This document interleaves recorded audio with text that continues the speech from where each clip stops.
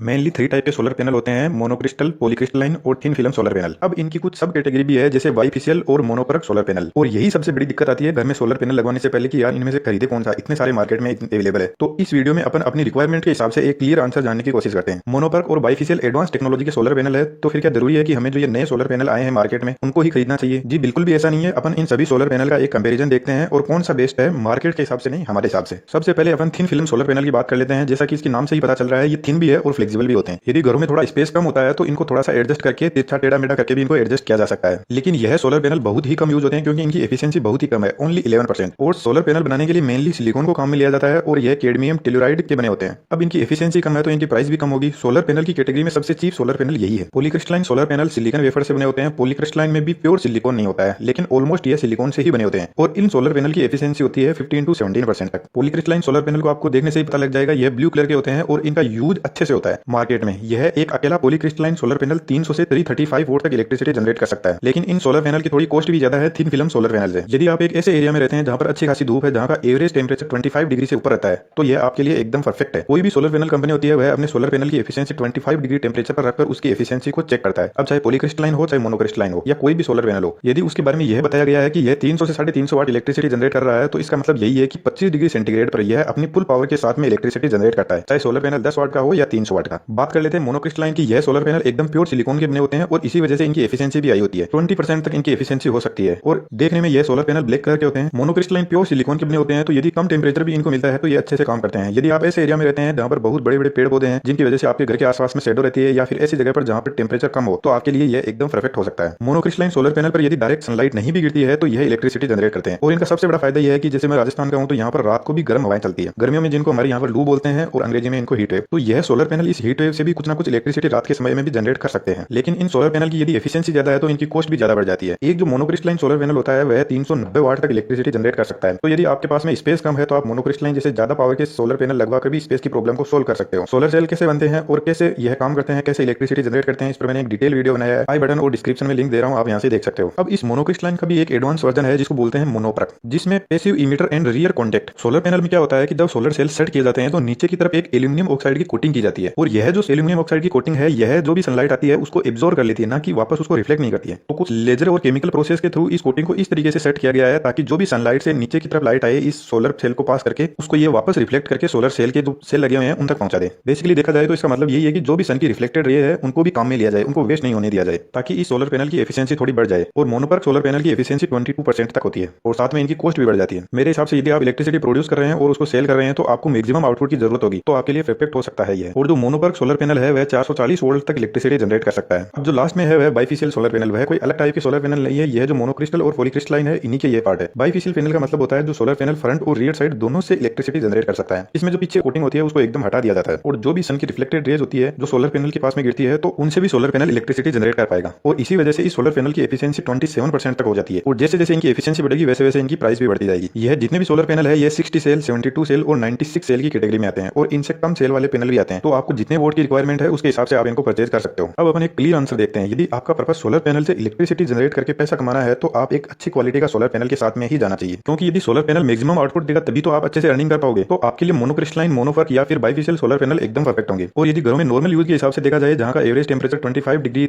रहता है तो ज्यादा पैसे वेस्ट करने की जरूरत नहीं है। पॉलीक्रिस्टलाइन भी आपके हिसाब से एकदम सही है। अब हमारे राजस्थान में गजब की धूप रहती है तो हमारे लिए पॉलीक्रिस्टलाइन एकदम बेस्ट है। लेकिन यदि आप एक ऐसे एरिया में रह रहे हैं जहां पर सनलाइट कम मिलती है तो आपको एक अच्छे सोलर पैनल के साथ में ही जाना चाहिए, जैसे मोनोपरक या फिर बाइफेशियल। अभी के टाइम मार्केट में मोनोपरक सबसे ज्यादा पॉपुलर है। थिन फिल्म सोलर पैनल, यदि आपका बजट कम है और यदि जगह की आपके पास में कोई कमी नहीं है और जहां अच्छी धूप रहती है और यदि सन एनर्जी आपको सिर्फ टेम्परेरी बेस पर चाहिए तो आप इनके साथ में भी जा सकते हो। लेकिन इनकी प्राइस क्या है, कहां पर मिलते हैं, मैंने सर्च किया पर ज्यादा कुछ पता चल नहीं पाया इनके बारे में। अब लास्ट में बात आती है स्पेस की, क्योंकि सोलर पैनल के लिए अच्छा खासा घर में स्पेस होना जरूरी है। यदि आपके पास में कम स्पेस है और आपको ज्यादा इलेक्ट्रिसिटी चाहिए तो यह सिर्फ मोनोपरक और बाइफेशियल में ही पॉसिबल है। और दोस्तों इनमें से पॉली और मोनो जो भी ये सोलर पैनल है इनकी अच्छी खासी मार्केट में गारंटी अवेलेबल रहती है 25 ईयर के लिए। तो जरूरी नहीं कि आप लेटेस्ट टेक्नोलॉजी वालों के साथ में ही जाओ, आप अपनी डिमांड के अकॉर्डिंग इनको चूज कर सकते हो। आई होप दैट की वीडियो आपको अच्छा लगा होगा और यहाँ तक पहुंचे हो तो यार चैनल को जरूर सब्सक्राइब कर लीजिएगा और ऐसे ही इंटरेस्टिंग वीडियो आप चैनल पर विजिट करोगे तो आपको